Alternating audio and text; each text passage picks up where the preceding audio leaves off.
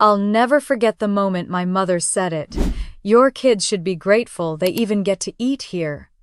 Her voice cut through the laughter and clinking glasses like a knife. I sat there, staring at the marble table spread with gold-trimmed plates and crystal champagne flutes, while my daughter's small hands cradled a paper cup of water. Across the room, my sister's son Ethan Jr., the family's golden grandchild, was blowing out candles on a 3-tier cake taller than my son. The crowd cheered, the photographer snapped away, and I smiled because that's what I'd learned to do when humiliation came wearing diamonds. When the bill arrived, I stood up, tucked my napkin neatly beside my plate, and did something no one in that room saw coming. The Bellevue Grand sparkled the way only places built for people like my sister's family could. High-ceiling chandeliers dripping with light waiters gliding like ghosts. It smelled like money and butter and things I hadn't let myself want in years. My sister Caroline had rented the entire ballroom for Ethan Jr.'s 10th birthday. There were live violins, a chocolate fountain, and enough seafood to feed a wedding party. I was there because my mother insisted. "It's family, Natalie. Don't make it about you." That was her favorite phrase, the polite translation of, "Know your place." I wore my best navy dress, the one I saved for parent-teacher conferences, and helped my kids Emma and Lucas settle into their seats near the far end of the room. Our table was next to the service door. Every time the staff pushed through with trays of lobster and truffle risotto, I caught a brief glimpse of the feast we weren't really part of. Emma asked Mom, "Are we sitting here because we came late?"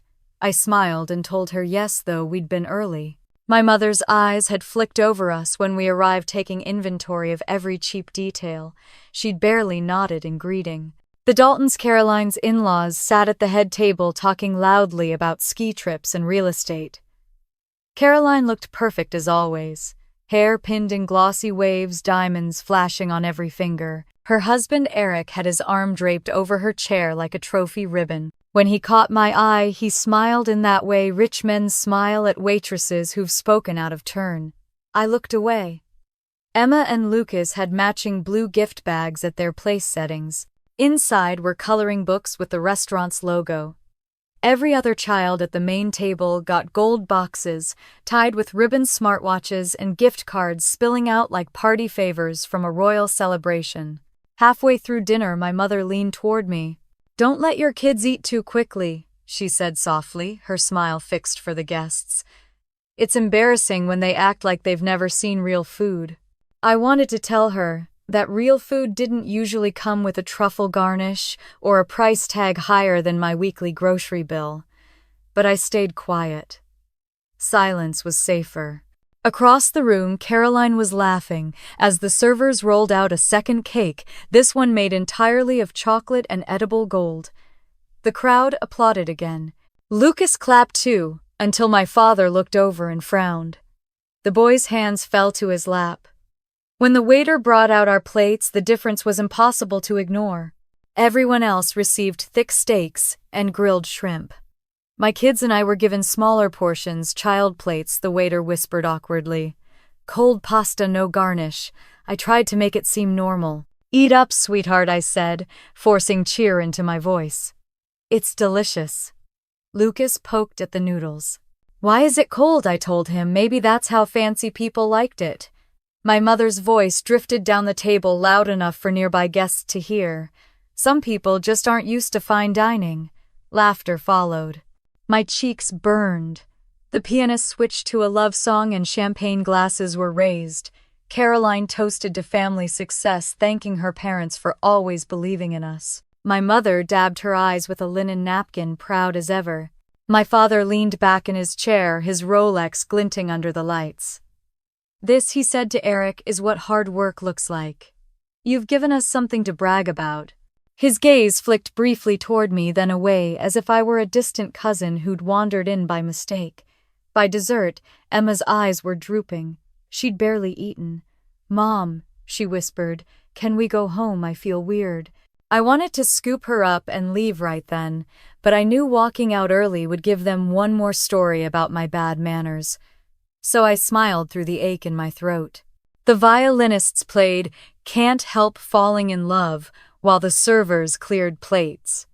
My mother clinked her glass for attention. Before everyone goes, she said, I want to thank Caroline and Eric for showing what true family values look like. Generosity, success, unity. She paused, letting her gaze linger on me. Some of us could learn from their example. Caroline laughed, wrapping an arm around Ethan Jr. Not everyone can handle the pressure of raising a golden child, right, Mom? My mother laughed too. That's true, dear. It takes strength and the right kind of upbringing. The words slid through me like ice water. Lucas looked up confused. Are we bad kids, Mom? I swallowed hard. No, baby, I whispered. We're just not golden enough.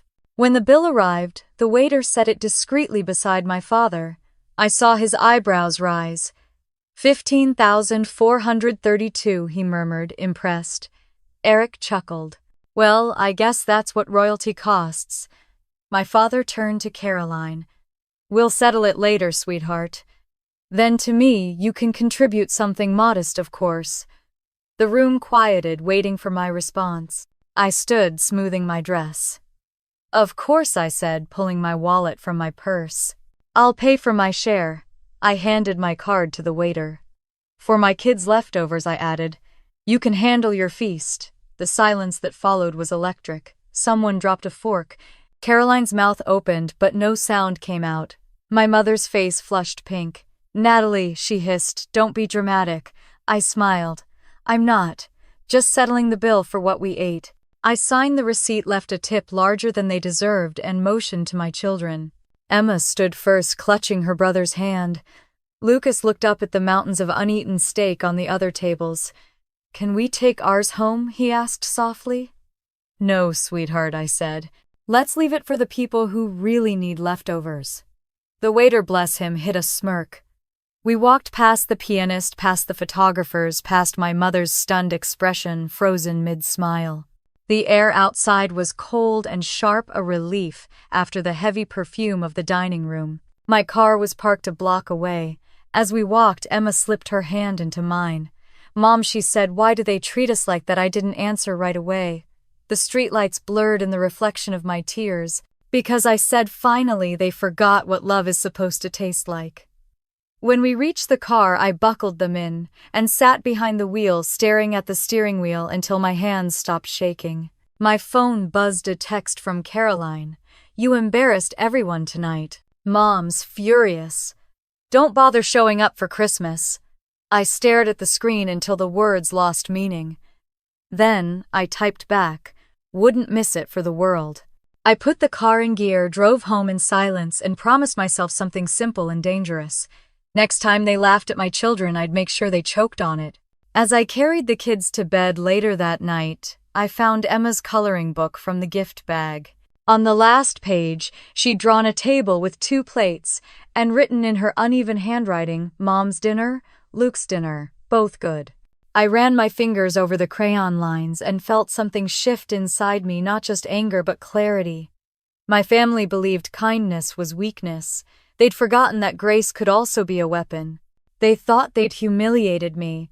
They had no idea they'd just handed me the script for their undoing. The next morning, the smell of burnt coffee filled my kitchen. I opened my laptop, scrolled through my finances, and made a list. Every event planner, every contact I'd ever helped, every restaurant manager I knew who owed me a favor. If my parents wanted to treat their golden grandchild like royalty, I'd give them a new royal show, one they'd never forget. Revenge didn't have to scream. Sometimes it whispered, dressed in elegance. And I'd spent my whole life perfecting the art of details. I'll never forget the moment my mother said it. Your kids should be grateful they even get to eat here. Her voice cut through the laughter like a blade, slicing the air between crystal glasses and chandeliers. I sat there, pretending to smile, the taste of humiliation sharp on my tongue. My daughter Emma was tracing patterns on her water glass, too young to understand the insult buried in every word. My son Lucas was focused on his plate, half empty, the spaghetti lukewarm. Across the room, my sister's son Ethan Jr., the golden grandchild, was feeding cake to his grandparents while photographers snapped pictures. Everyone laughed like it was a royal banquet. When the waiter finally brought the bill and the room fell silent, I stood up, smoothed the wrinkles on my cheap navy dress, and decided that tonight would be the last time they ever laughed at my children. The Bellevue Grand was the kind of place people posted about online, just to feel important. Gold ceilings, soft jazz waiters in black vests who called everyone sir and madam. Caroline had rented out the entire dining hall for Ethan Jr.'s 10th birthday party. There were roses on every table and a violinist in the corner bow dancing like silk over the strings. Everything smelled like butter and wealth. I shouldn't have been surprised. Caroline had always been the star, her smile polished, her life curated to perfection. The kind of daughter who made my parents beam in family photos while I stood at the edge trying not to blink. When the invitation came, I thought maybe, just maybe, this time would be different. "Of course you're invited," my mother had said. On the phone, her tone clipped. "Just remember, it's Caroline's night. Don't make it about you." I should have known that was a warning. We arrived early. Emma wore her favorite yellow dress, the one she'd picked out from a thrift store, and Lucas had combed his hair 3 times before we left. But the hostess guided us to a small table at the far end of the room near the kitchen doors. The smell of dish soap and garlic wafted through every time a server pushed past. "Is this okay?" I asked politely. "Of course," she said, glancing nervously at the clipboard. "Mrs. Dalton said to seat you here." Mrs. Dalton, my sister, always did have a flair for cruelty that looked like elegance. The birthday boy made his entrance 30 minutes later wearing a miniature tuxedo. The crowd applauded. My parents clapped like they'd just witnessed a miracle. Caroline was glowing in a red dress that probably cost more than my monthly salary. Her husband Eric stood beside her beaming. I watched them from our table, a polite smile frozen on my face. Emma whispered, "He looks like a prince." I nodded.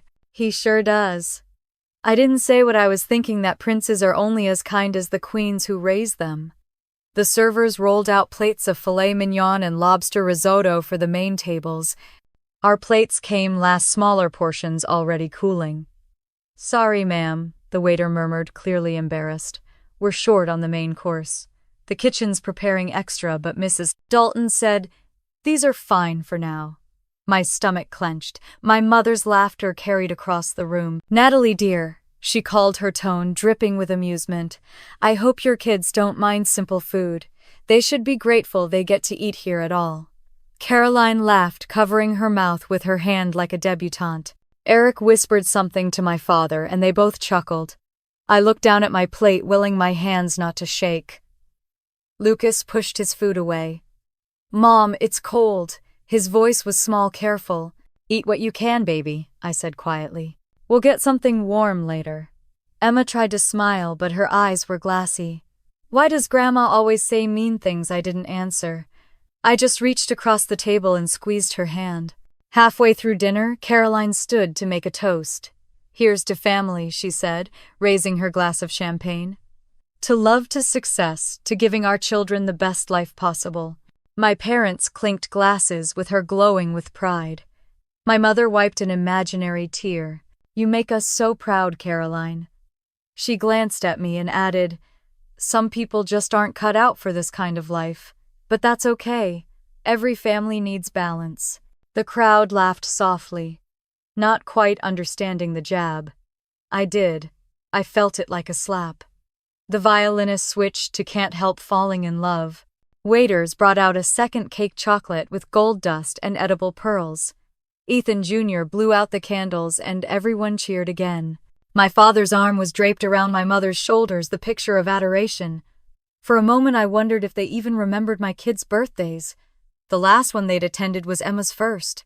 They'd left halfway through, saying the house smelled like diapers.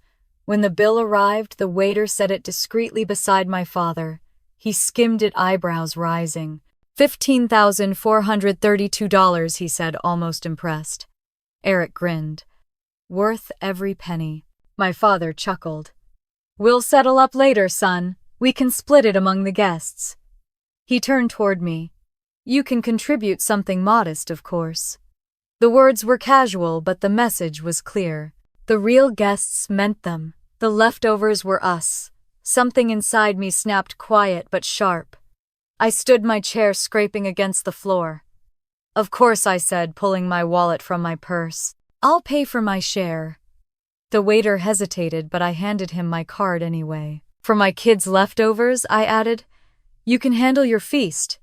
The room went silent. My mother's smile faltered. Caroline blinked, confused. Natalie, don't be dramatic, she said softly, but I was already signing the receipt. Emma and Lucas stood up beside me, uncertain but obedient. I took their hands. We're heading home, I said. My father's voice followed us, sharp and disbelieving. You're really walking out? I turned back and met his eyes. Yes. But don't worry, Dad. You won't have to be embarrassed by me much longer. Then I smiled, the same smile my mother used when she wanted to hurt someone gracefully, and walked away. Outside, the night air was cold and wet, Nashville rain falling in fine mist. The neon glow from the restaurant spilled across the sidewalk. Emma shivered, clutching my arm. Mom, why do they treat us like that? I stared up at the glittering windows where the laughter had already resumed. Because they forgot what love is supposed to taste like, I said quietly. And maybe one day they'll remember. We walked to the car in silence. My phone buzzed before I could start the engine.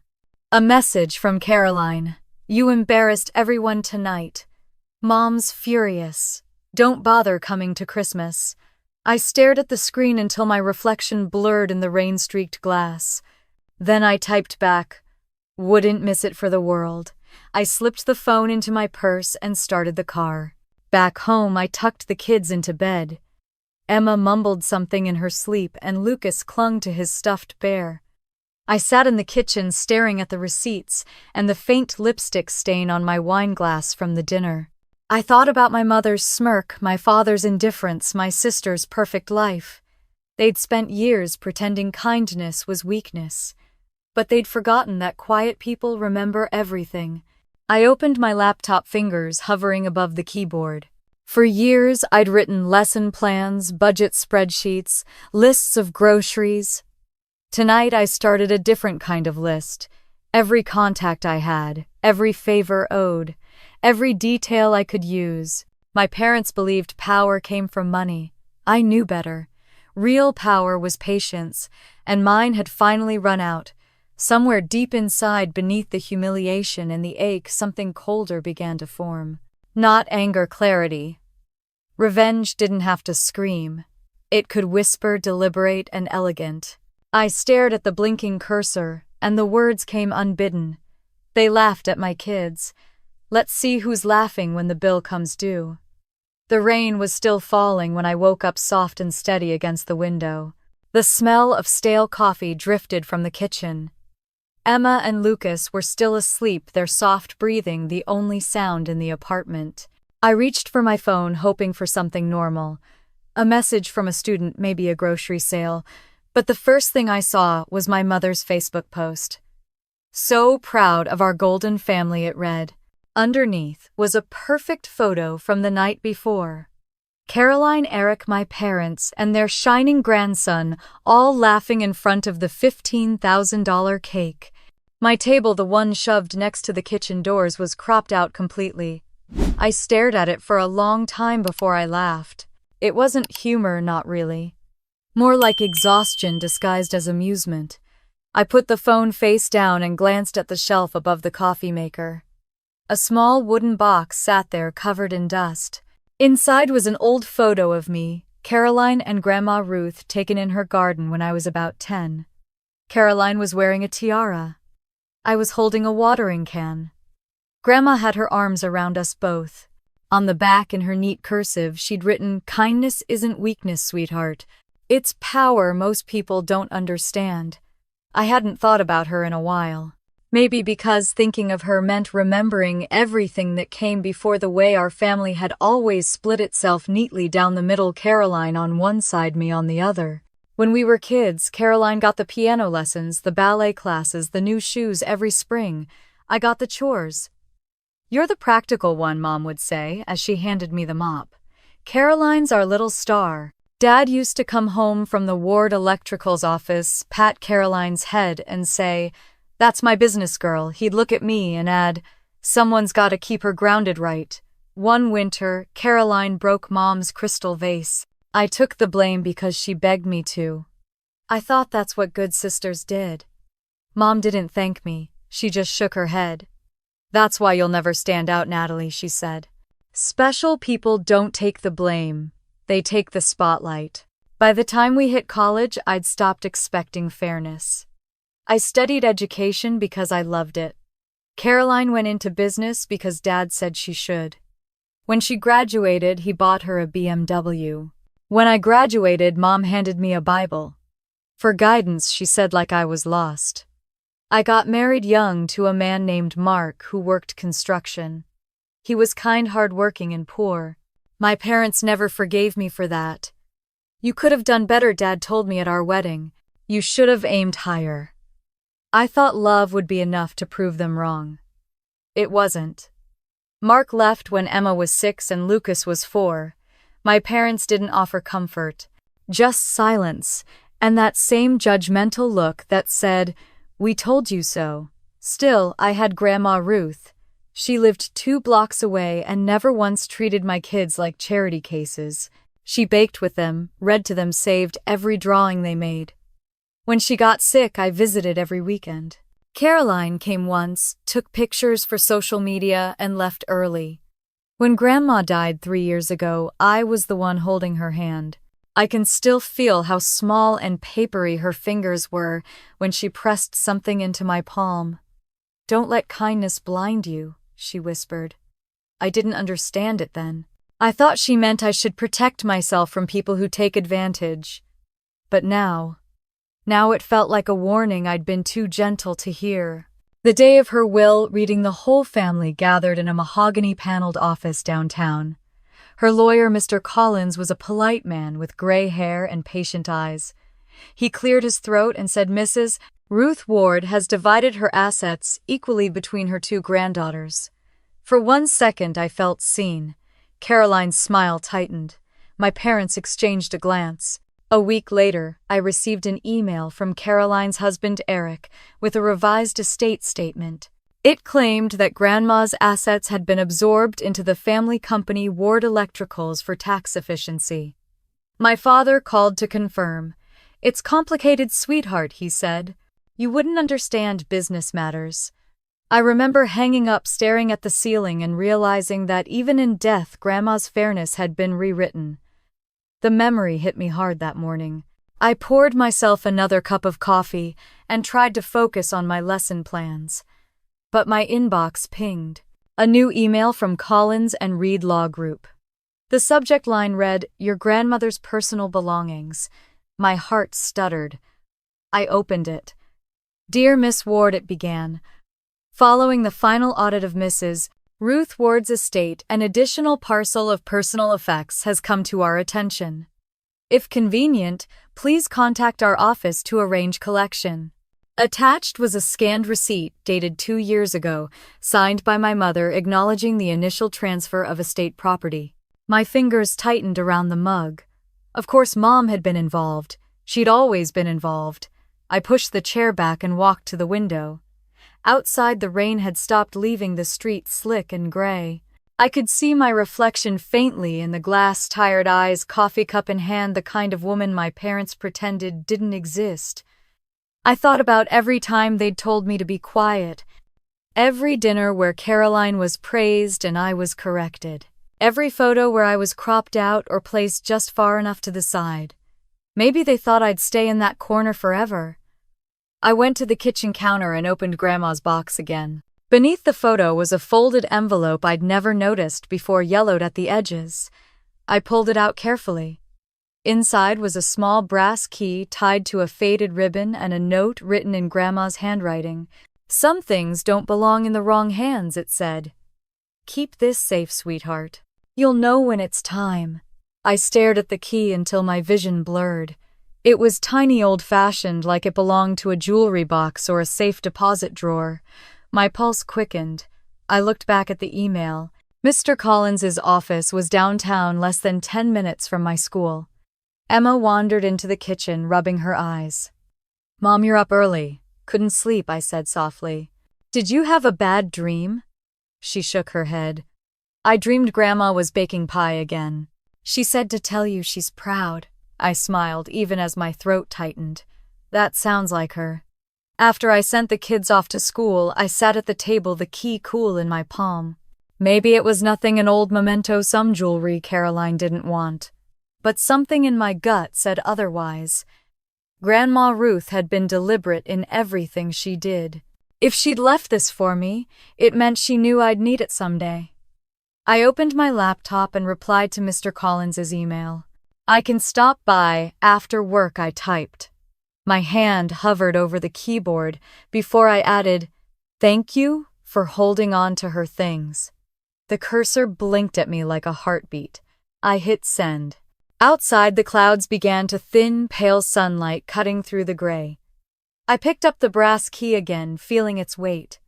For the first time in a long while, I didn't feel powerless. They'd spent years teaching me that silence was strength, that humility was dignity, that good girls didn't fight back. Maybe that's why they never saw me coming. I slipped the key into my pocket and whispered to the empty kitchen. "You're right, Grandma. Kindness isn't weakness."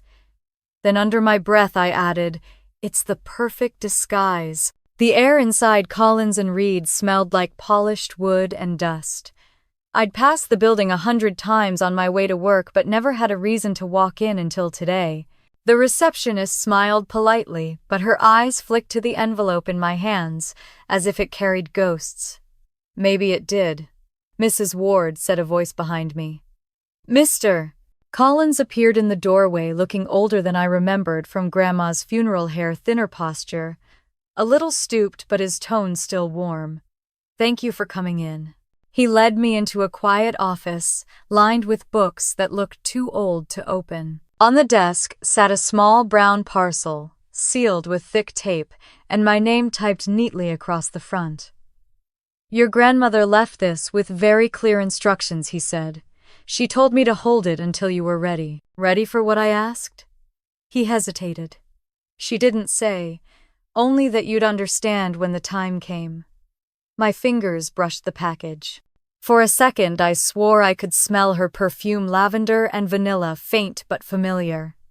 Mr. Collins slid the parcel toward me. "She was a remarkable woman," he said. "And very deliberate. She mentioned something about family records, financial documents, perhaps. I don't know what's inside, but I suspect she wanted you to have a piece of the truth." That word truth hit harder than it should have. I nodded, thanked him, and left. Outside, the sun had burned through the clouds, glinting off car roofs like shards of glass. I sat in my car for a long time before I tore open the tape. Inside were 3 things: a folded handwritten letter, a small flash drive, and an old black and white photo of Grandma Ruth standing beside a woman I didn't recognize. They looked young, proud, and mischievous, 2 women on the edge of something big. The letter was short. "If you're reading this, it means truth outlived politeness. Don't let them turn legacy into a weapon. There's more underward electricals than wires and light. Trust your instincts. Love, Grandma Ruth." I read it 3 times before I tucked it back into the envelope. The flash drive felt heavier than it should have, cold against my palm. By the time I pulled into my driveway, the sky had turned that dull winter gray that always made the city feel like a half-forgotten photograph. Emma and Lucas were inside doing homework, the smell of macaroni filling the kitchen. "How was work?" Emma asked. "Good," I lied. "Busy." After they went to bed, I made coffee and opened my laptop. The flash drive slid in with a soft click. For a moment, nothing happened, just the hum of the old computer and my heartbeat pounding in my ears. Then the screen flickered to life. There were 6 folders. The first 5 had numbers for names: 1987199520001 2005 2018. The last folder was labeled Ruth Notes Final. I clicked it. Rows of spreadsheets appeared, handwritten scans, account ledgers, transfer records. At first it looked like gibberish, but then I saw it: Ward Electrical's internal fund, transfer to Ruth Legacy Foundation, $327,000. Next to it, a note in Grandma's handwriting: Elaine refused to sign original document. Used proxy signature. Check page 17. I opened another file. It was a copy of her will with my mother's name in the last modified by line of the document properties. My chest tightened. Grandma had trusted them. They'd stolen not just her money, but her intention. I scrolled through more pages until my eyes blurred. The numbers blurred too. Somewhere in that mess of decimals was the truth I'd been denied for years. I could almost hear Grandma's voice. Don't let them turn legacy into a weapon. The clock read 1:30 a.m. when I finally leaned back. My coffee had gone cold. My reflection on the laptop screen looked like someone I barely recognized, eyes sharp, tired, but awake in a way I hadn't been for a long time. I whispered, "You didn't just take her money, you took her voice." On impulse, I searched for Caroline's social media. Her latest post popped up instantly. Building the next generation of Ward Electricals, teaching our children the power of legacy. There she was posing in front of the company building with Ethan Jr., both of them in matching suits. I stared at the screen until my jaw ached. Then I whispered, "We'll see how strong your empire is when the lights go out." The words weren't loud, but they were steady. It was the first time my voice didn't shake when I spoke about them. I spent the next hour printing copies of every file. I labeled folders, highlighted lines, underlined dates. My kitchen looked like a detective's board by the time I was done. Every paper smelled faintly of ink and defiance. Just as I was about to shut down the computer, my phone buzzed. Unknown number.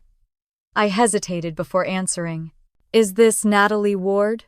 The voice was soft, old, trembling. "Yes," I said carefully. "My name's Marge," she said. "I worked for your grandmother for 30 years. She told me to call you if the truth ever came out." I felt the air leave my lungs. I think it just did. Silence hummed on the other end. Then she whispered, "She left something with me too.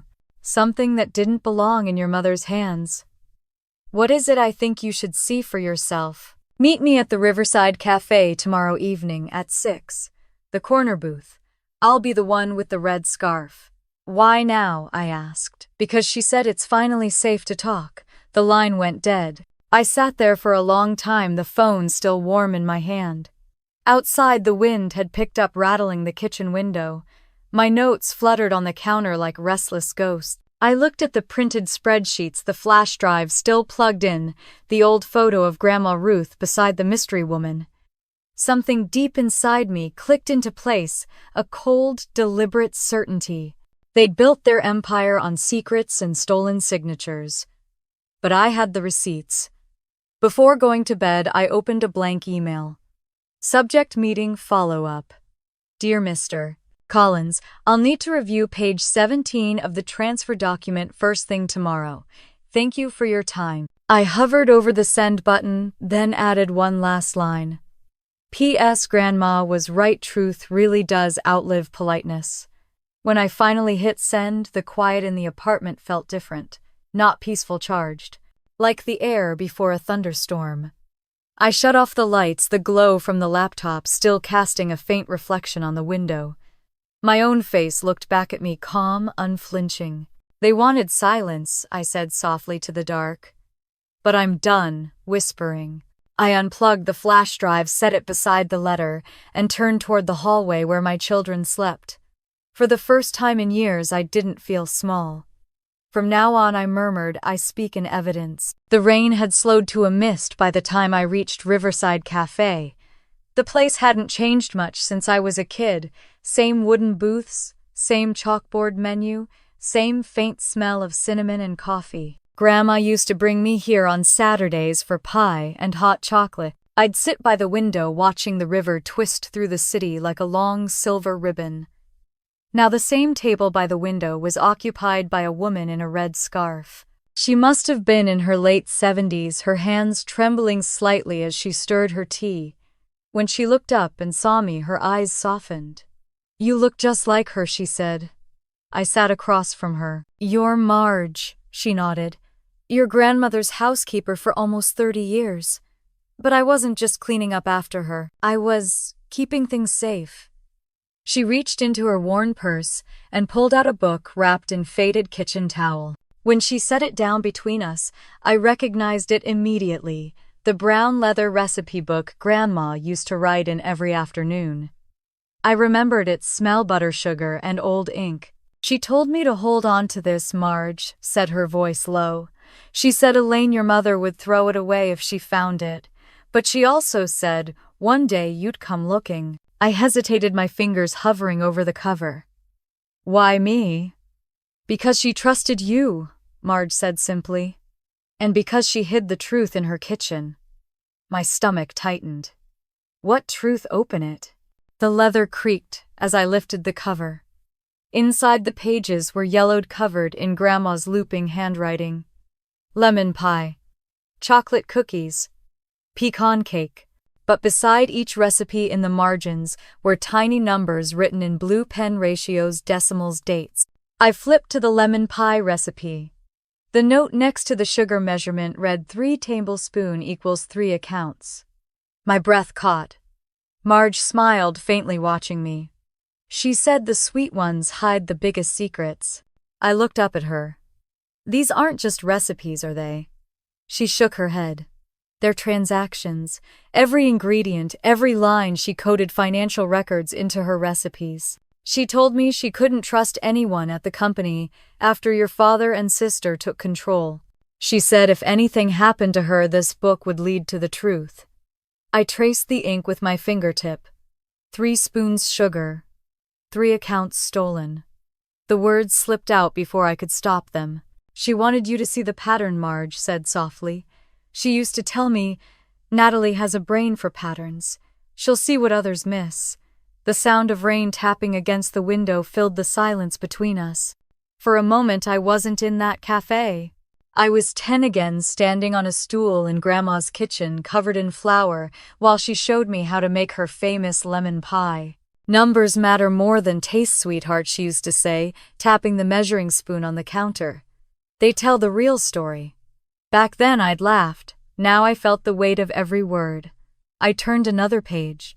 Chocolate chip cookies, 1 cup sugar, 2 cups flour, 1/2 teaspoon salt. Beside salt, Grandma had written, "Ask Collins for the second file." My pulse jumped. "What does this mean?" Marge nodded knowingly. "There were 2 sets of documents. Your grandmother made sure of it. One official, what your mother and sister used to lock you out. The other she called the salted file. She said salt keeps things from spoiling." I smiled faintly despite the chill running down my spine. Of course she did. She left the second file with Mr. Collins, Marge continued. "Told him to keep it sealed unless someone came asking for it with proof from this book. I wasn't supposed to tell you until you'd found it." I flipped through more pages. Each recipe had a hidden phrase: stir for 2 minutes became check account 2. Preheat at 325 matched the $325,000 transfer I'd seen in the spreadsheets. Grandma had mapped everything out using food hiding evidence in plain sight. "She knew they'd underestimate her," I whispered. Marge nodded. "Your mother thought she'd gone soft. But she was documenting everything. Every lie, every forged signature. She wanted you to finish what she couldn't." I felt tears sting my eyes. I blinked them away. "They turned her kindness into currency," I said quietly. "She used that kindness to trap them," Marge corrected gently. "She always played the long game." My phone buzzed against the table, making both of us jump. It was a text from Caroline. "Heard you've been poking around Grandma's old files.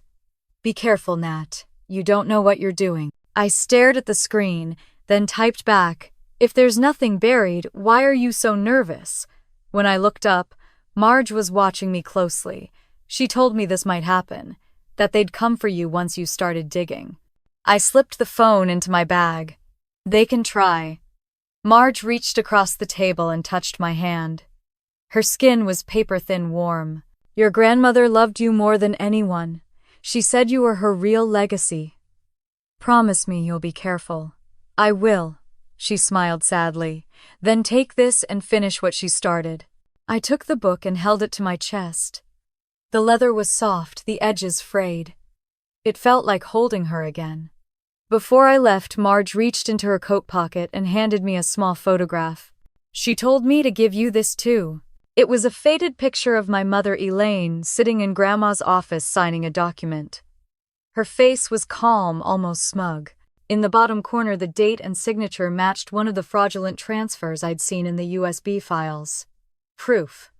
She took that photo herself, Marge said. Hidden camera. She wasn't senile like they said. She was careful. I tucked the photo into the recipe book, my heart hammering. Thank you, I whispered. As I stepped outside, the rain had stopped completely. The sky was pale and bright, the kind of light that made puddles look like mirrors. I walked along the riverbank, the book clutched under my coat. When I reached my car, I flipped to the last page, the lemon pie recipe. There in Grandma's neat handwriting was one final note. When they forget who fed them, remind them where the kitchen is. I stared at the words until the letters blurred. Then I whispered, I will. By the time I drove home, a plan had already begun forming in my mind. They thought I'd stay quiet the way I always had. But Grandma had left me the recipe for truth and revenge disguised as grace. I placed the book on my kitchen counter beside the stack of printed spreadsheets. The smell of sugar and ink lingered in the air. They wanted a family feast, I murmured to myself. Let's see how they like what I'm cooking. The light from the street hit the recipe book just right, glinting off the cover like something alive. I traced the last line with my fingertip, the ink faint but steady. Then I whispered to the empty room, I'll serve them a feast they'll never forget. The morning sun hit the glass facade of Ward Electricals like a warning. I stood on the sidewalk staring up at the name carved in chrome above the doors, the same name I'd once been proud to share. Cars hissed by in the rain, but all I could hear was my own heartbeat. For years I'd walked past this building, pretending it didn't matter. Today I wasn't pretending. Before I could move, my phone buzzed. Don't embarrass yourself, Nat. Dad's in a meeting. Walk away while you can. Caroline's message blinked on the screen, smug and sterile.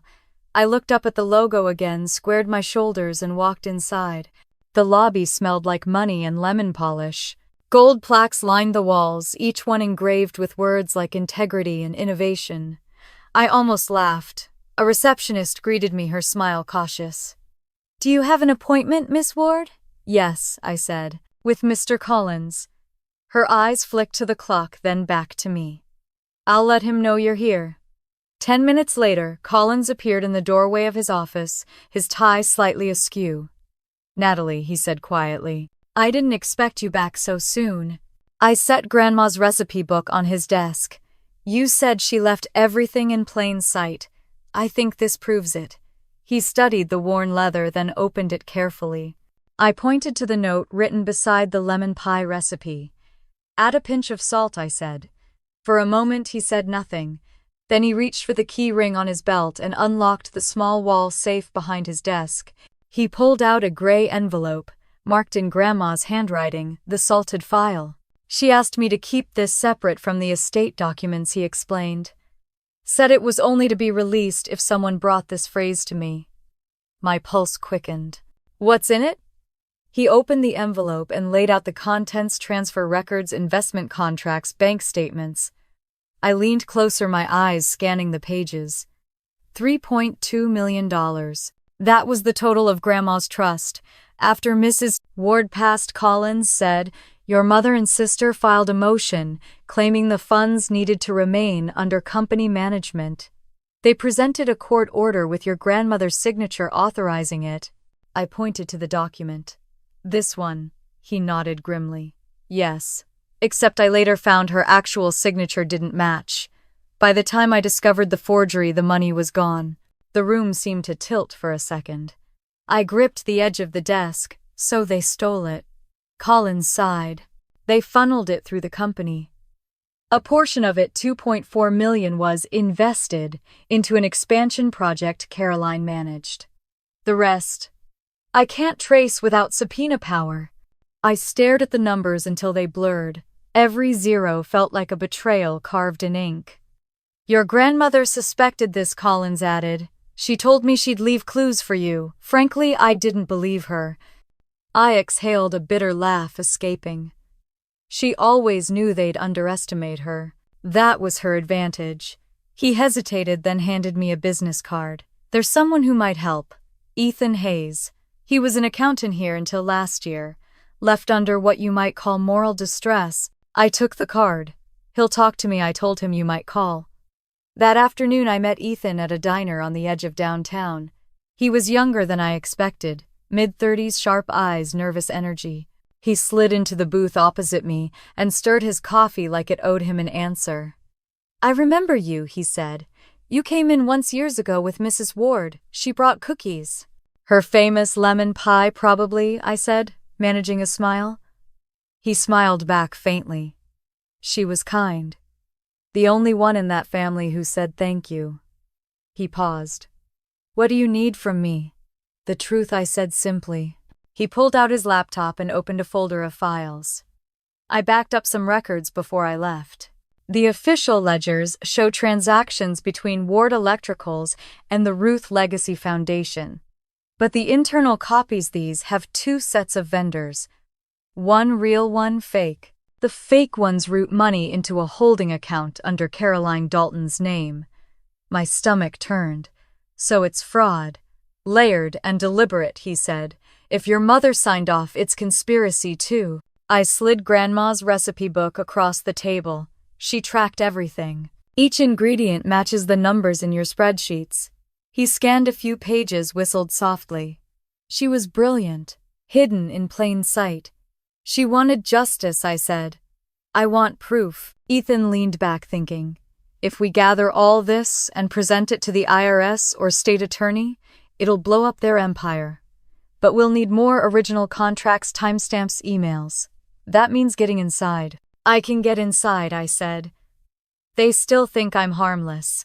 He gave me a look that was half warning, half respect. Then let's make that your weapon. That night, I sat at my kitchen table, surrounded by printouts, sticky notes, and highlighters. Every piece of paper was a piece of their deceit. Emma wondered and rubbing her eyes. Mom, are you working again? Something like that, I said. She pointed at the wall where I'd started pinning documents in a rough circle, photos, charts, the picture of Grandma, and a line connecting everything with red thread. It looks like one of those crime shows. I smiled tiredly. It is, sweetheart. I'm just figuring out who the criminals are. She nodded like it made perfect sense and padded back to bed. By midnight, I had it mapped at the center, Ward Electricals. Branching out were the fake vendor names, the fraudulent contracts, and Caroline's expansion company. On the edge, a single note: Thanksgiving dinner, family gathering. I stared at it for a long time. An idea began to take shape, dangerous, daring, exactly what they'd never expect. My phone vibrated. A message from Caroline again. Dad saw you at the office. He's furious. Don't dig yourself deeper. I typed back, I'm just cleaning up the family business. 5 minutes later, she replied, You always were ungrateful. I turned off the phone and looked at Grandma's book lying open beside me.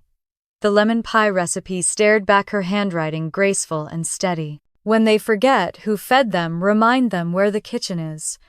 I whispered, You'll get your reminder soon. The next morning, I called Ethan. I'm ready, I said. For what? To take back what they stole. I hung up and looked around my living room, the walls covered in evidence, the smell of coffee thick in the air. I felt strangely calm. For years I'd been the quiet one, the peacemaker, the afterthought.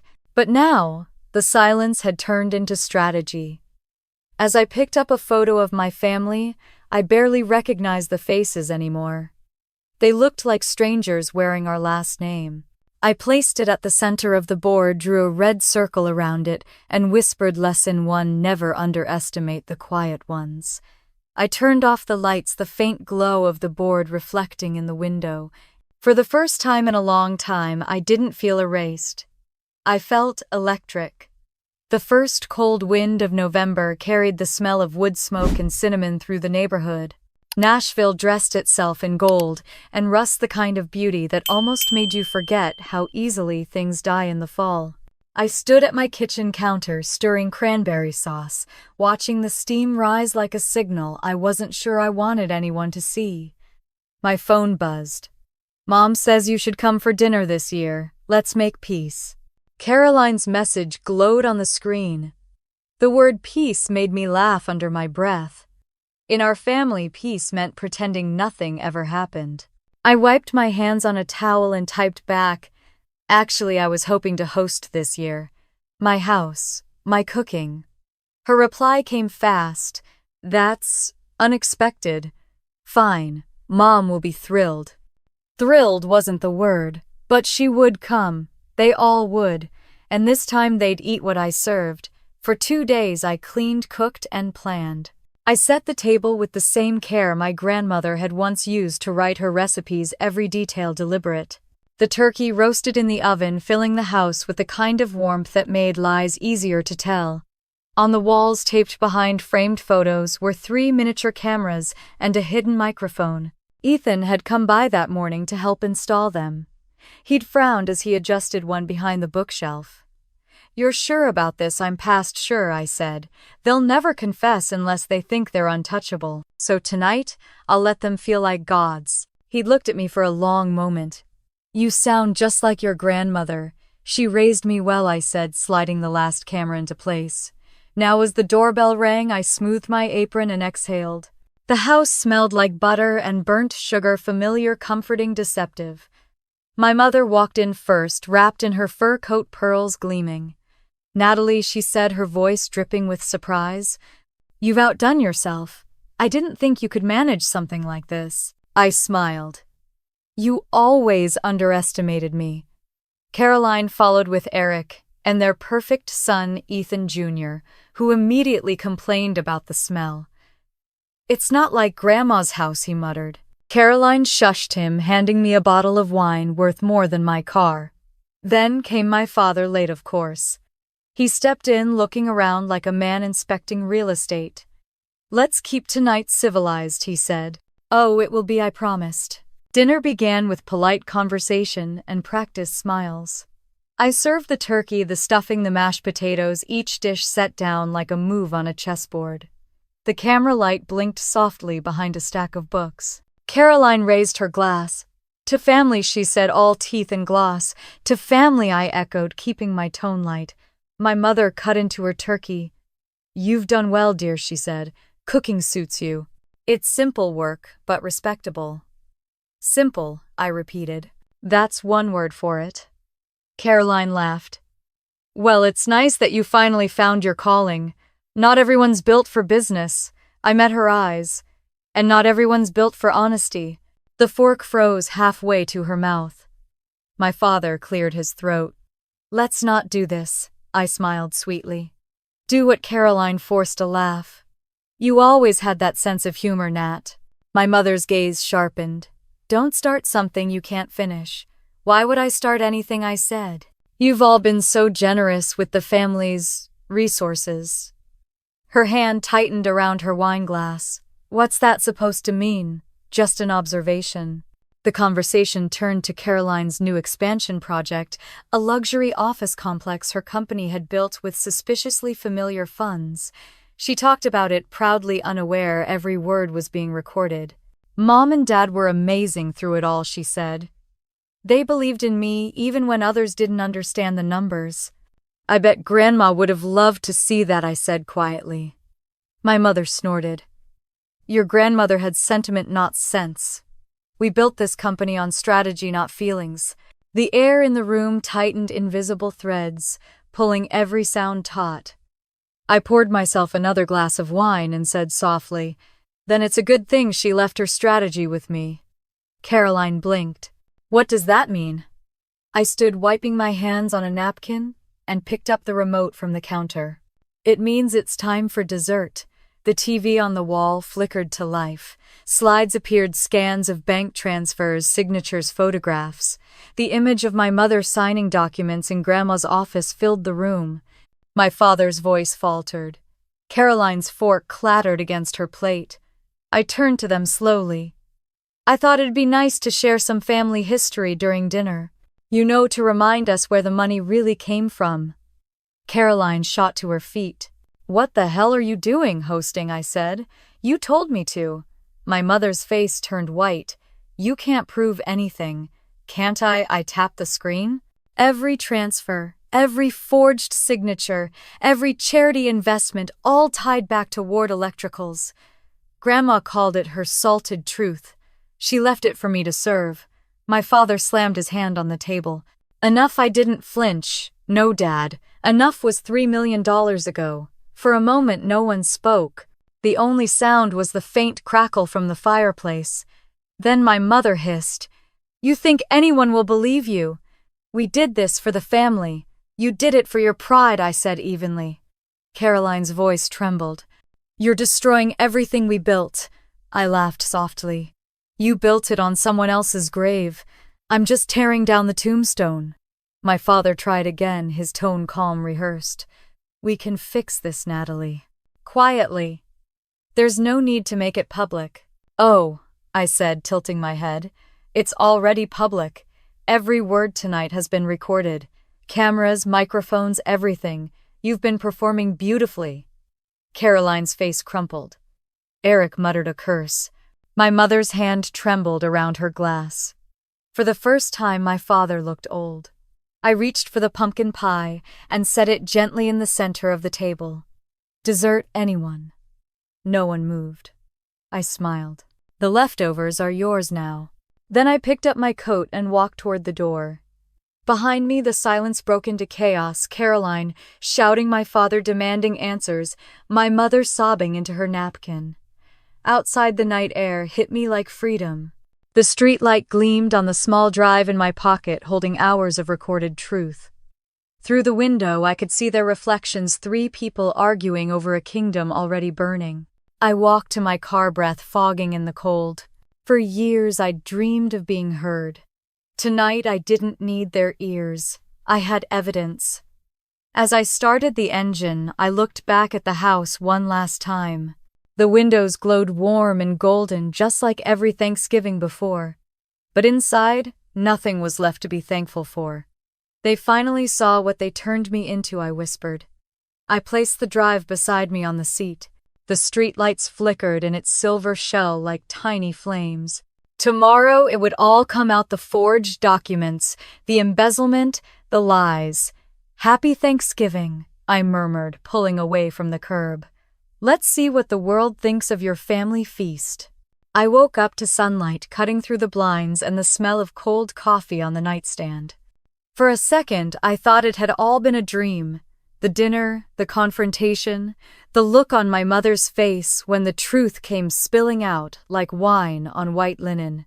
Then my phone buzzed, vibrating across the table like it was alive. 37 missed calls, 9 voicemails, and a dozen unread messages from numbers I didn't recognize. I opened one. It was from Caroline. "You've ruined everything." Another from my father. "Don't talk to anyone. We'll fix this." But the one that made me laugh came from an unknown number. She'd be proud. "Justice smells like cinnamon." I looked at the recipe book on the kitchen counter, still dusted with flour from last night's meal, and whispered, "Guess the kitchen's open, Grandma." When I turned on the TV, the news anchor's voice filled the room. "This morning, new allegations rock Ward Electricals. Leaked recordings appear to show misuse of charity funds tied to the late Ruth Ward's estate. Sources say millions were funneled through fake vendors created by members of the Ward family." A video clip played, grainy but unmistakable. My mother's voice sharp and cold. "We did this for the family." The caption read, "The Golden Family's dirty money." I sat there, coffee cooling in my hands, watching my family's empire crumble on live television. It should have felt triumphant. Instead, it felt quiet, like standing in the eye of a storm you created. The phone rang again. This time I answered. "You have no idea what you've done," my mother hissed. Her voice was hoarse panic. "You destroyed us. You destroyed yourselves," I said evenly. "I just stopped pretending. Your father's furious. He says he'll cut you off." I almost laughed. "From what, Mom?" "The inheritance you already stole." There was a sharp intake of breath. "You think this makes you a hero. You think the world will love you for humiliating your own family." "I don't care if they love me," I said. "I just wanted them to see you." She hung up without another word. By noon, Ward Electricals was a circus. News vans lined the street outside the downtown headquarters. Cameras flashed, reporters shouted questions, and security guards tried to hold them back. I parked 2 blocks away and watched for a moment before stepping out of the car. The air smelled like rain and adrenaline. Inside the lobby was chaos. Employees whispered in corners. Phones rang endlessly. On the big digital screen that usually displayed quarterly profits, the company's stock ticker was red, falling fast. Ethan met me by the elevators, a folder under his arm. "You ready?" "I've been ready for 10 years, I said.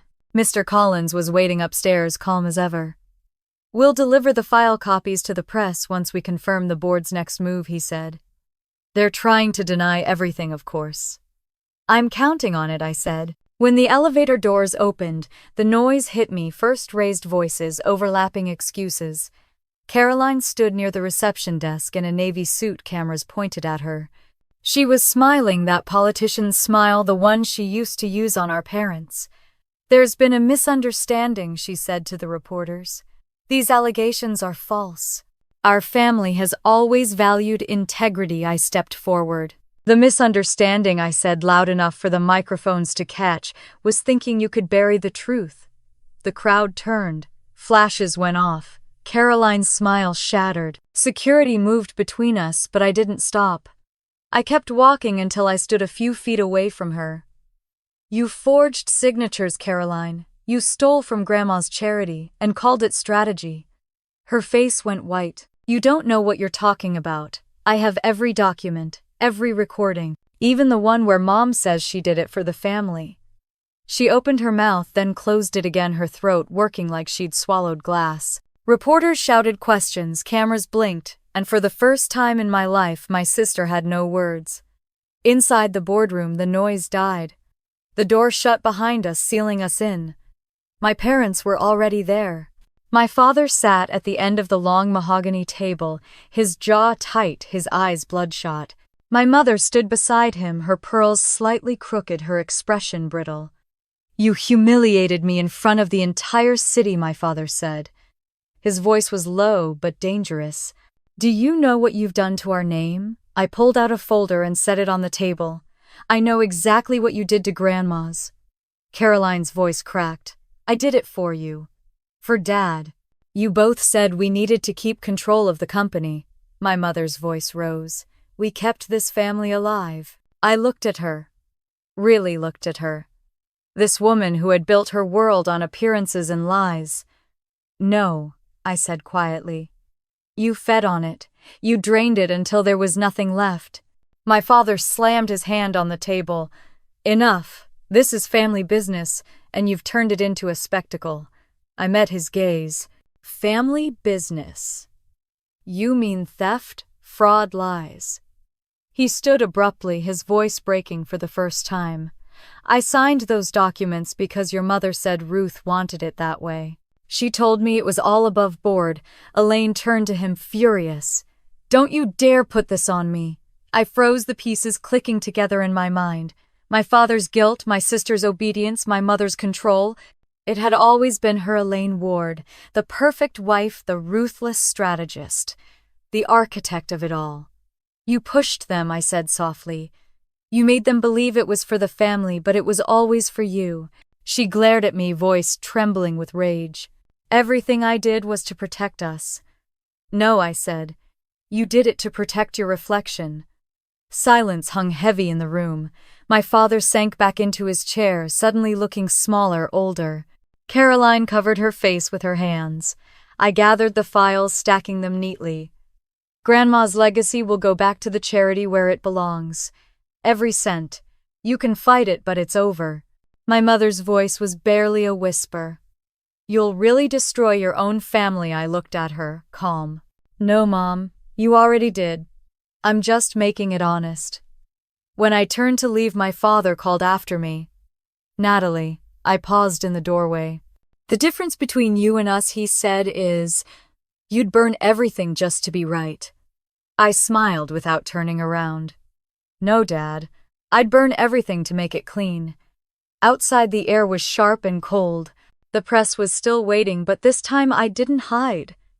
Cameras flashed as I stepped into the light, and for once I didn't feel invisible. Ethan stood near the curb holding the umbrella. It's over, he said quietly. I looked up at the gray sky, the rain beginning to fall. No, I said, it's just clean. The drops hit my face cold and bright, washing away the last traces of last night's fire. For the first time in years, I felt the kind of silence that wasn't about fear, it was peace. And somewhere beneath the rain and the noise and the flashing cameras, I swore I could almost hear Grandma Ruth's voice whispering, "Well done, sweetheart." 3 days after the headlines, I sat in Collins's office, staring at a single manila folder on his desk. Sunlight spilled across the papers like truth itself had come looking for me. My stomach twisted. I'd spent a lifetime being ignored by this family, and now everything, our legacy, their lives, fit inside that thin stack of documents. Collins adjusted his glasses. We found something you need to see, Natalie. He slid the folder toward me. My hands were steady until I saw the name written on the front, estate of Ruth Ward, amended will. He opened it carefully, revealing an envelope yellowed with time and sealed with wax. Your grandmother kept a second will, he said quietly. Handwritten. Hidden in a safety deposit box. We have authentication from the bank and handwriting experts. It's completely valid. I stared at him. She had 2 wills. He nodded. She didn't trust the first one to survive your family's influence. My throat went dry. What does it say? He hesitated. You should hear it in court. The judge has scheduled a public reading this afternoon. For a second, the world tilted. All the noise of traffic outside faded until I could only hear Grandma's voice in my head. Don't let them turn legacy into a weapon. By the time we reached the courthouse, the steps were swarming with reporters. Cameras flashed, microphones thrust forward, questions overlapping. Is it true a new will was discovered? Did you leak the recordings? Will the Wards lose the company? I didn't answer. I just kept walking.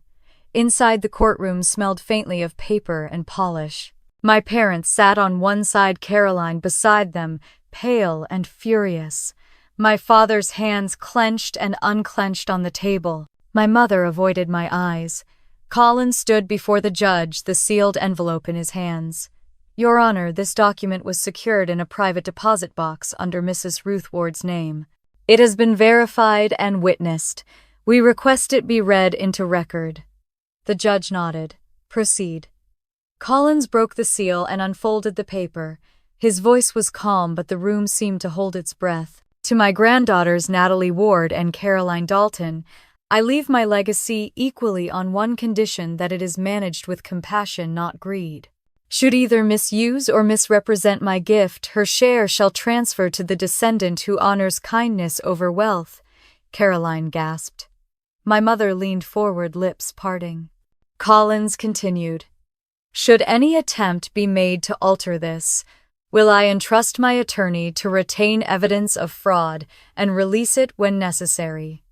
He looked up. There's more. To my son Thomas Ward and his wife Elaine, I leave my gratitude for continuing the family business. But remember, no empire is worth the cost of a soul. Legacy belongs to those who feed others, not themselves. The last sentence hung in the air like a sermon. My mother shot to her feet. This is ridiculous. That woman was senile when she wrote it. Collins didn't flinch. We have handwriting verification and 2 living witnesses who confirm her full capacity. Who my father demanded. The courtroom doors opened and Marge stepped in leaning on her cane, her red scarf bright against the gray light. "I was there," she said, her voice trembling but clear. "She wrote it by hand, steady as ever. She made me sign as witness. She said someday the truth would need someone brave enough to open it." Caroline's face crumpled. "Marge, please don't do this." Marge looked at her gently.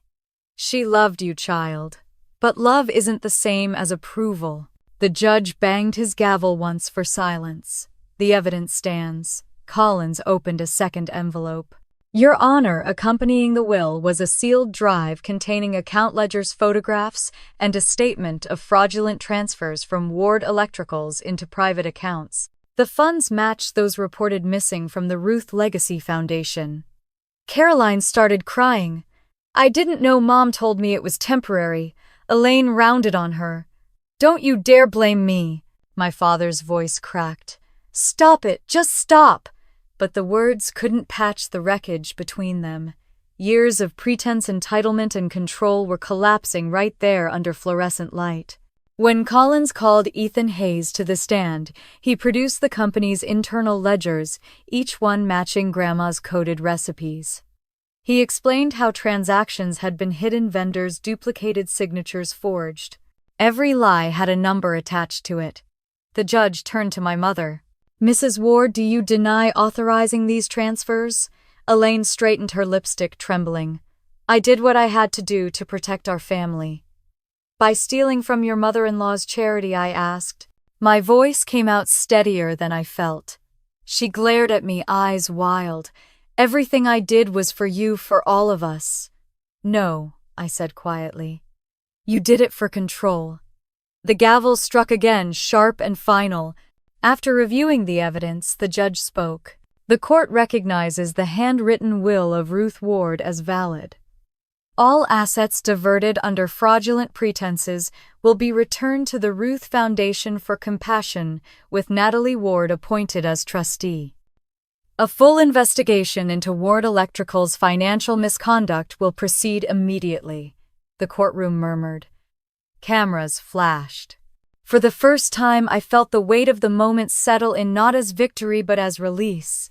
Caroline sobbed softly beside our mother. My father slumped back, staring at the table like it might swallow him whole. When the session adjourned, I turned to leave.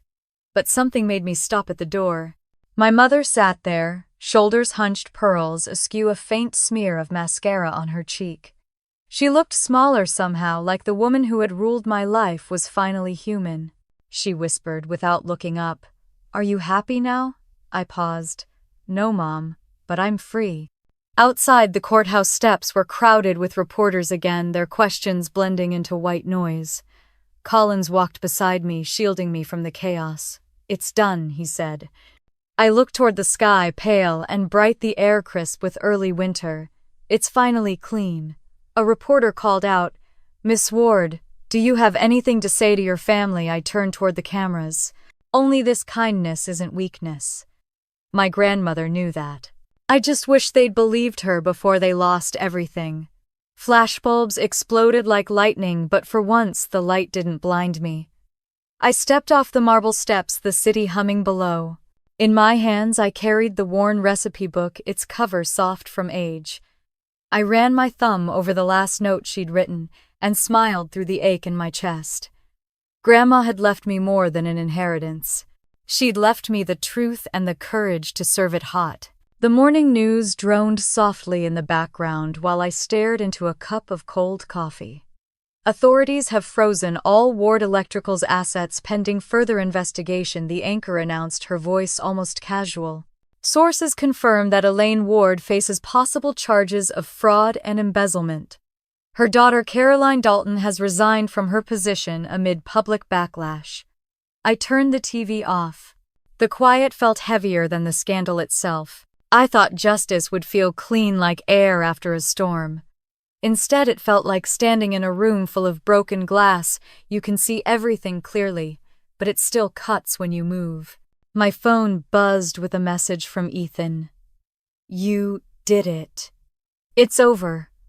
I typed back, "No. It's starting." Outside, the winter wind rattled the windows. The city had already moved on to its next headline, but for me the noise hadn't stopped.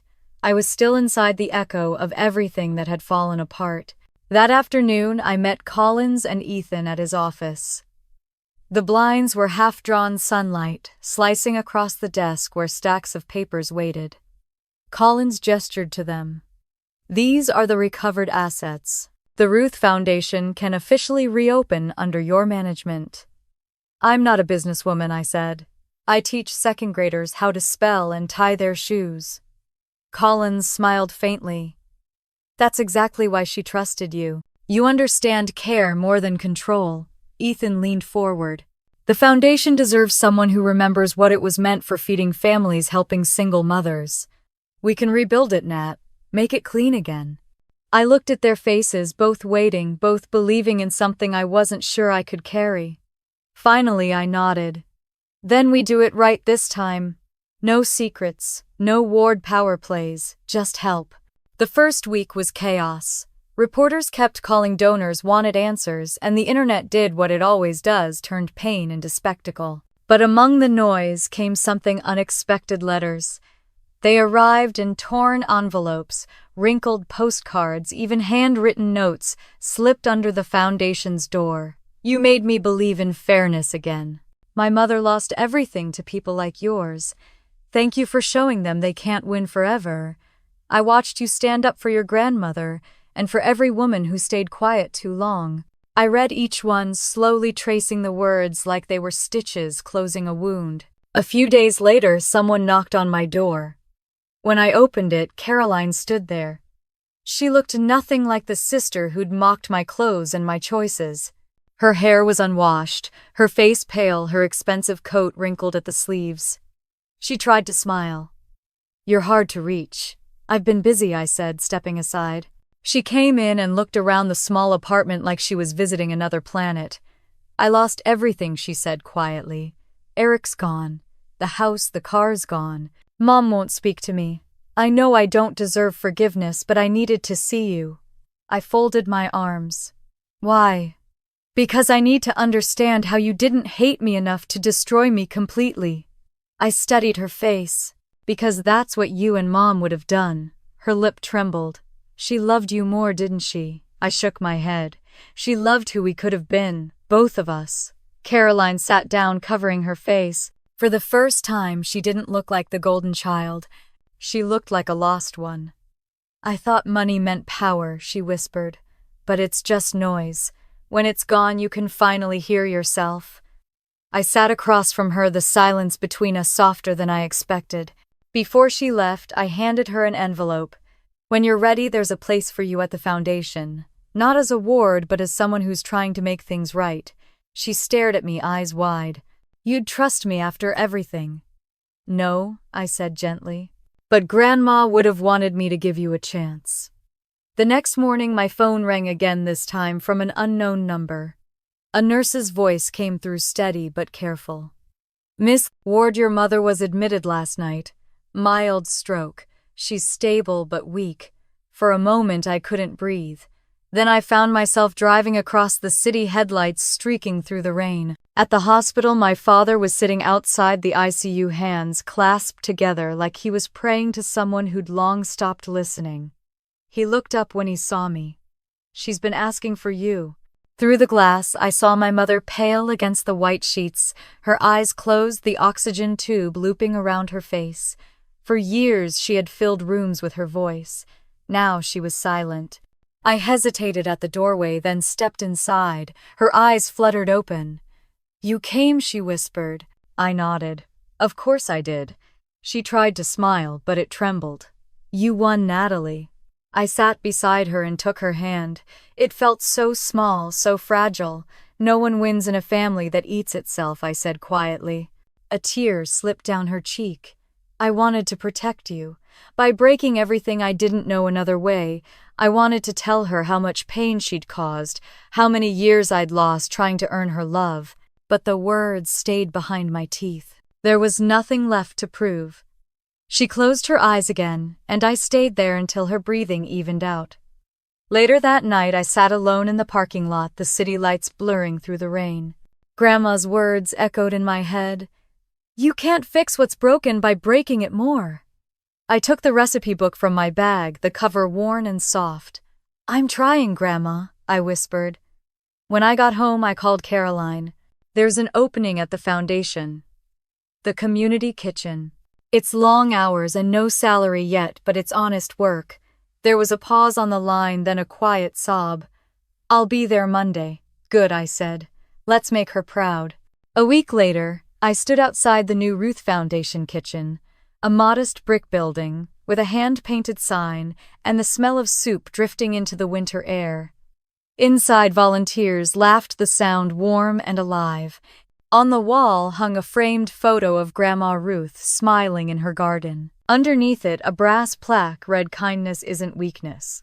I stepped back and watched Caroline stirring a pot near the stove. Her sleeves rolled up, her hair tied back. She caught my eye and smiled, a real one this time. When I stepped outside, the first snowflakes were falling, melting on my hands before I could feel their weight. The world had gone quiet again, but not the kind of quiet that hurts. This one felt earned. I looked up at the sky and said softly, "Finally, something worth feeding." The morning light slid through the kitchen window, soft and golden, warming the edges of the counter where steam rose from fresh coffee. The Ruth Foundation's kitchen was alive, with motion, laughter, clinking pans, the hum of a world trying to do good again.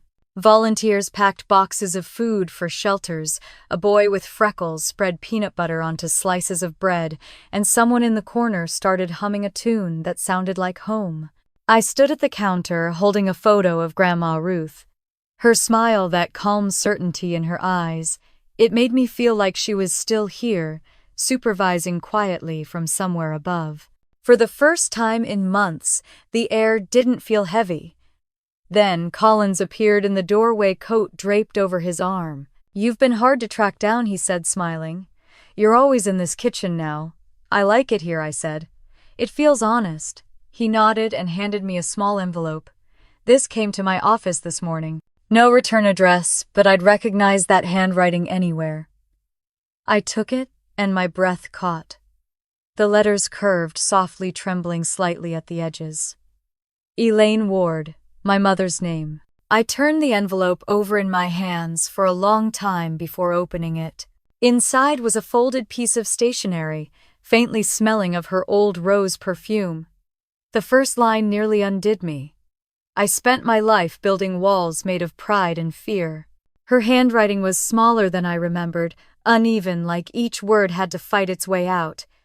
"You tore them down in one night, and for that I hated you. But now all I feel is shame and love I never knew how to show. I don't deserve your forgiveness, but I'm asking for it anyway. I'm at Greenvale Recovery Center. The doctors say I'm lucky. I don't feel lucky. I just feel tired. If you can find it in your heart, come see me. Not to forgive me, but to say goodbye." By the time I finished reading, my hands were shaking. Collins studied my face gently. "Are you going to go?" "I don't know." He put a hand on my shoulder. "Forgiveness isn't for her, Natalie. It's for you." Later, I told Ethan about the letter. He was repairing a light fixture in the storage room, his hands covered in dust. "If you can face her," he said then, "you've already won." That night, I sat alone at my kitchen table, the letter unfolded in front of me. The clock ticked softly. I could almost hear Grandma's voice in the stillness. "Kindness isn't weakness, sweetheart." By morning, I knew what I had to do. The Greenvale Recovery Center smelled like bleach and lavender. The halls were quiet, only the soft echo of shoes on tile. When I entered her room, she was sitting by the window in a pale blue gown, her hair now completely white. She looked smaller, older, human in a way I'd never seen before. When she turned, her eyes widened. "You came." I nodded. "You asked?" Her hand trembled slightly as she reached for the book on her lap, a Bible, edges worn. "I don't deserve this," she whispered. "I didn't come to punish you," I said. "I thought power would protect us," she murmured. "But it just isolated me. I used it like a shield and called it love." I sat in the chair beside her.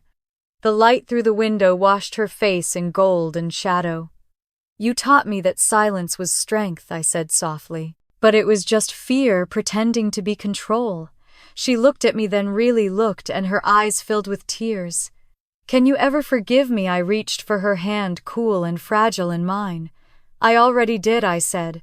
"I just didn't know it yet," she cried quietly, shoulders shaking. I didn't say anything more.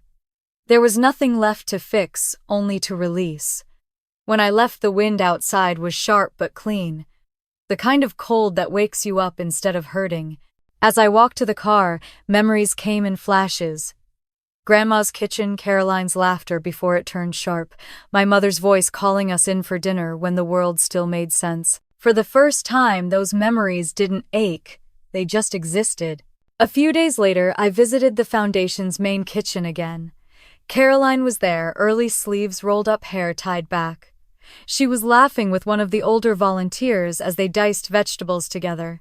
When she looked up and saw me, she smiled. Not the performative smile she used to wear like armor, but something real. "I think I finally understand what Grandma was trying to teach us," she said, handing me a bowl of chopped onions. "It's not about running a business, it's about feeding people." I smiled back. That's her recipe. In the weeks that followed, we opened the new community kitchen for single mothers. The press called it the Ward Women's Redemption Project. I didn't care for the name, but I cared for the people who walked through the door. The young mothers with tired eyes, the old men who came for soup and stayed for conversation, the volunteers who kept showing up just because it felt right. At night, I'd sometimes walk through the kitchen after everyone left. The smell of baked bread lingered, mixed with something like peace. One evening, Caroline found me there washing the last of the dishes. "I talked to Mom today," she said quietly. She sounded better. "That's good," I said. She asked if you'd visit again. I dried my hands and leaned against the counter. "Maybe I will. Maybe that's the last step."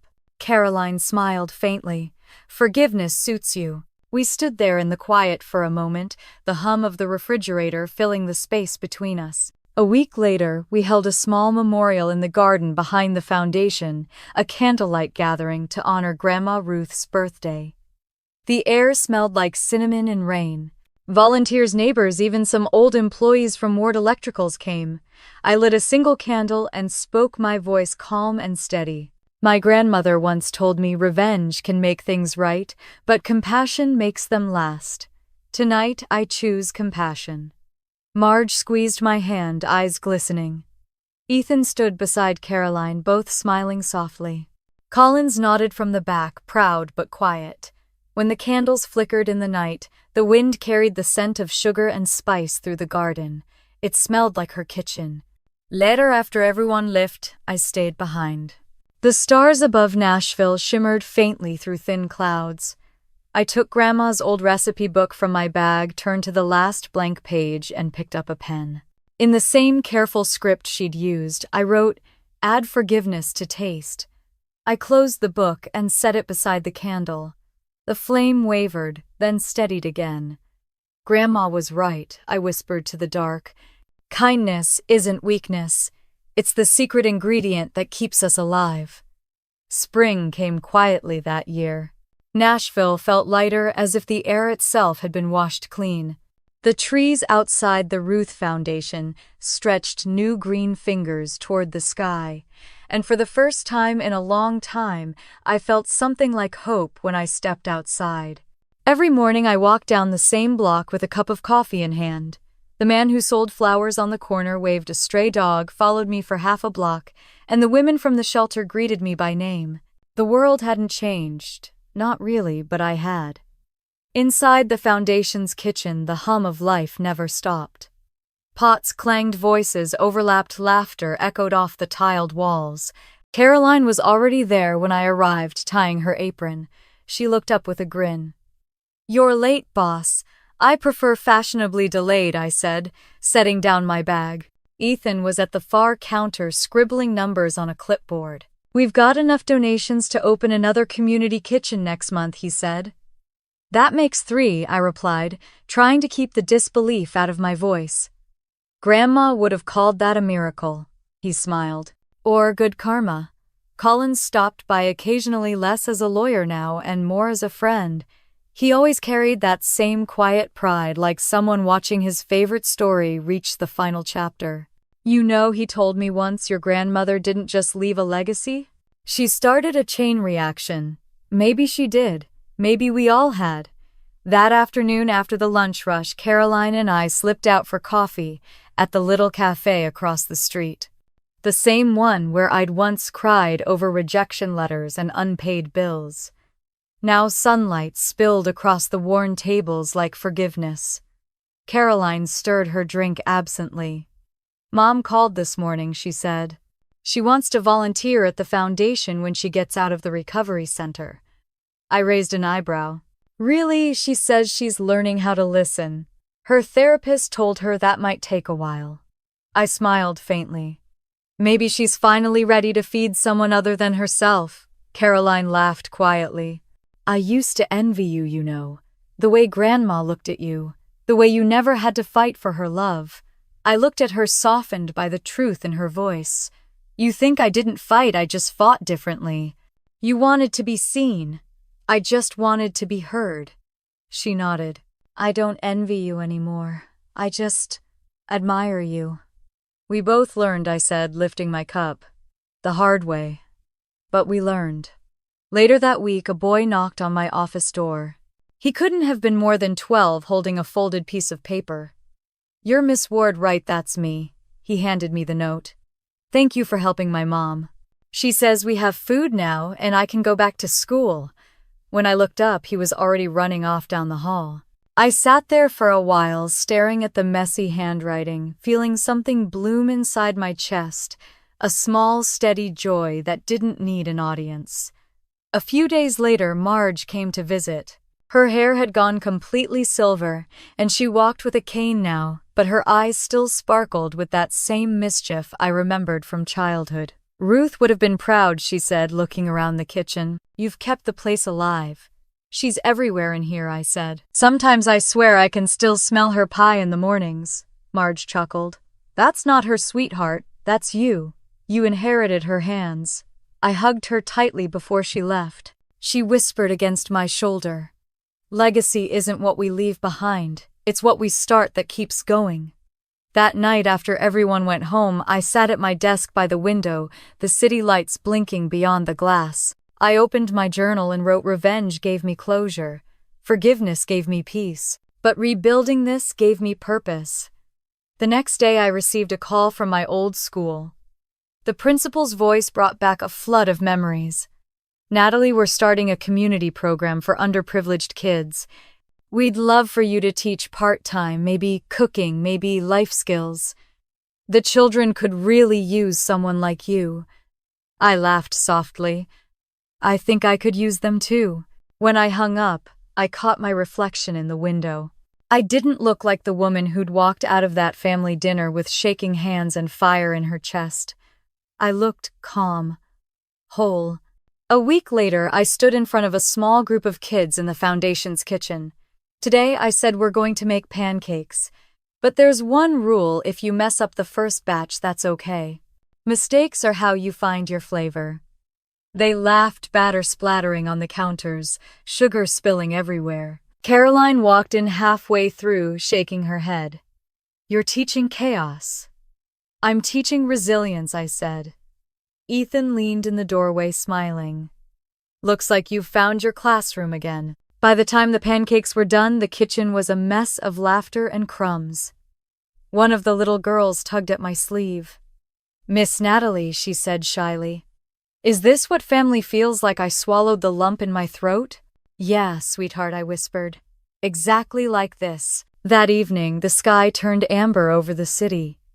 The foundation glowed in the fading light, filled with the sounds of clinking dishes and quiet joy. Caroline sat with our mother by the window, handing her a cup of tea. They didn't talk much, but they didn't need to. I walked outside, the air warm and alive. The scent of bread drifted from the kitchen and laughter floated into the street. For the first time, I didn't feel like the forgotten daughter. I looked back at the building, the lights in the windows flickering like candles, and I thought of Grandma Ruth. I finally get it, I murmured. Legacy isn't about money or names. It's about feeding people body, mind, and heart. Inside, the kids were setting the table, their voices bright, overlapping in excitement. I stepped back into the doorway, smiled, and said, "All right, everyone, let's eat." And just like that, the room filled with warmth, the kind that only grows when people who were once broken sit together and start again. The morning sunlight poured through the wide kitchen windows of the Ruth Foundation, warm and golden against the stainless steel counters. The smell of baked bread and citrus drifted through the air, wrapping the room in comfort. Volunteers moved easily around each other, laughter rising over the clatter of dishes. Caroline was frosting a lemon cake, Ethan was checking donation receipts, and my mother was carefully arranging salads on a tray. On the far wall hung a framed photograph of Grandma Ruth. The wooden frame had darkened with time, but her smile was as bright as ever. Beneath it, etched on a small brass plaque, were her words, "Kindness outlives everything." I wiped my hands on a towel and looked up at her face. "It started with betrayal," I whispered, under my breath, "but it ends with love, just the way you wanted." Life had finally found its rhythm again. The foundation now had 3 community kitchens across Tennessee, each one serving hundreds of families every week. Caroline oversaw the staff, and volunteers. Ethan handled the finances, and I spent most of my days teaching cooking classes or helping women find jobs. Even Mom, who used to measure worth in dollars, had found peace in chopping vegetables and listening to people's stories. It wasn't a perfect family. It was a better one. That afternoon I found Mom in the back garden watering the small herb bed we'd planted in Ruth's honor. Her hair had grown thinner, her movements slower, but her face had softened in a way I'd never seen before. She looked up and smiled. "I used to think you were weak for forgiving me," she said, setting the watering can down. I leaned against the fence, smiling back. "And I used to think you were strong for never apologizing." We both laughed quietly, the kind of laugh that came from old wounds finally healed. "Turns out," she said, her voice almost a whisper, "we were both wrong." For a long moment we just stood there together, sunlight catching the petals of the marigolds, the air filled with the faint hum of bees. It wasn't grand or cinematic, it was simple, and that simplicity felt sacred. That night, after everyone had gone home, I sat alone in my office and pulled out a piece of stationery. The edges were gold-trimmed, the same kind Grandma used for her recipes. I began to write. "Dear Grandma, you were right all along. The truth needed time, not anger. The kitchen is full again. Your recipes feed more than mouths, now they feed hearts. Mom's here every week. Caroline runs the place like a second heartbeat. Ethan's still patient with all of us, and Collins drops by with more advice than we need. I kept your book safe. Every page still smells like cinnamon and ink. I finally added the last line, you never wrote forgiveness."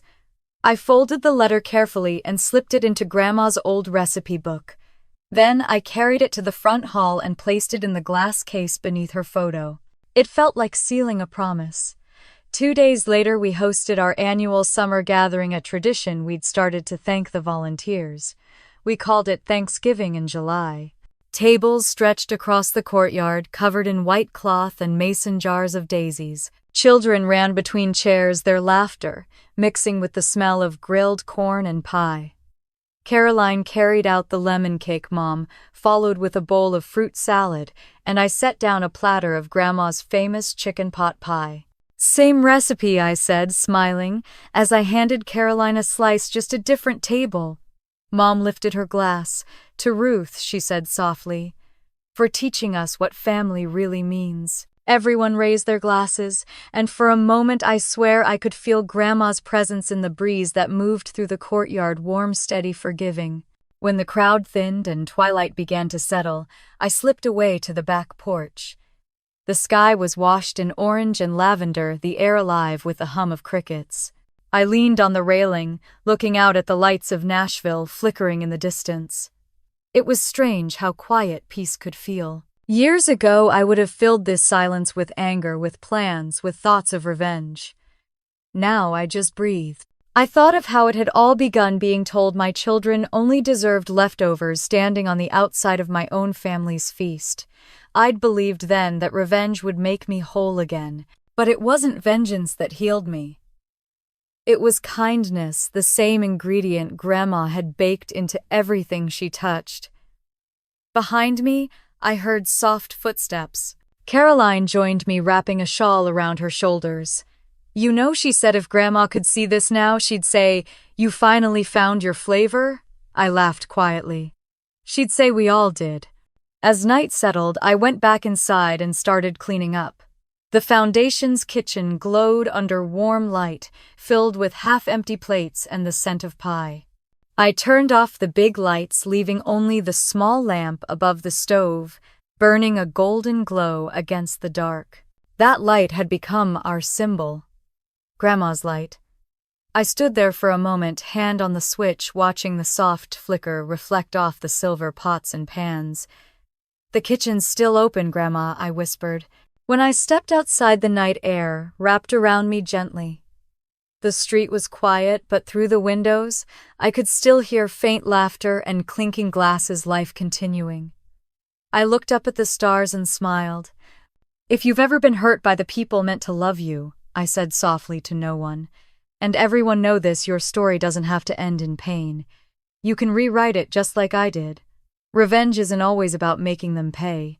Sometimes it's about freeing yourself to live again." I paused, taking one last look at the foundation, at the glow from its kitchen spilling onto the street. "Tell me," I murmured, "what would you have done if it were your family?" Then I smiled through the quiet voice, barely above a whisper. "If you stayed with me till the end, thank you for listening, for believing, for choosing kindness." And as I walked away, the light in the kitchen stayed on, steady, golden, eternal. Grandma's legacy still feeding the world.